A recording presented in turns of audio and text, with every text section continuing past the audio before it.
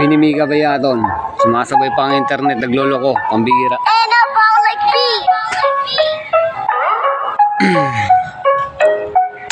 Si Binimiga nung una, hindi ko siya napapansin.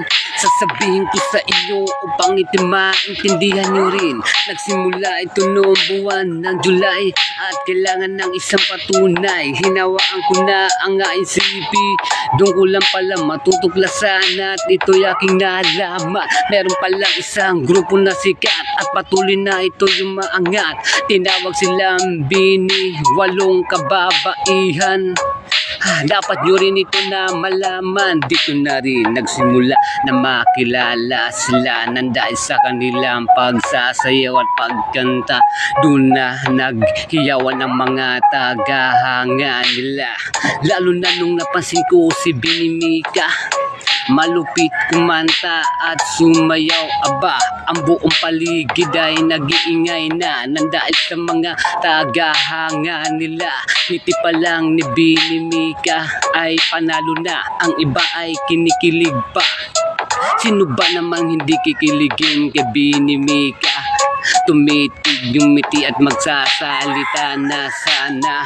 Ang mga tagahanga ni Binimiga, binabanggit na ang pangalan niya. Patuloy lang na minamahal si Binimiga ng mga tagahanga niya.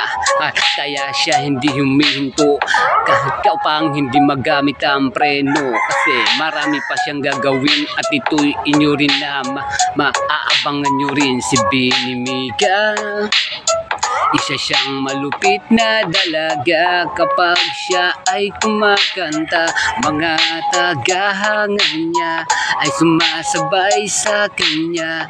Kaya pala siya tinawag na Binimiga, malupit na dalaga. First verse pa lang yan mga trops. Bibitinin ko kayo sa second verse. Ito na.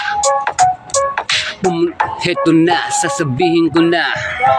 Pumunta sila ng Araneta para maglaro ng volleyball. Biruin nyo, hindi pa nga hawak ni Binimiga yung ball. Ang mga tagahanga ni Binimiga ay naghihiyaw na. Heto na nga, ang iba ay tumigil pa at napahinto. Pero saglit lang ang kanilang paghinto, kasi hinihintay nila na banggitin na ang pangalan ni Binimiga. Ito na nga, babanggitin na ang pangalan ni Binimiga sa nakalagay sa kanyang jersey. Binimiga, numero 8, team captain. Heto na, gusto nila makita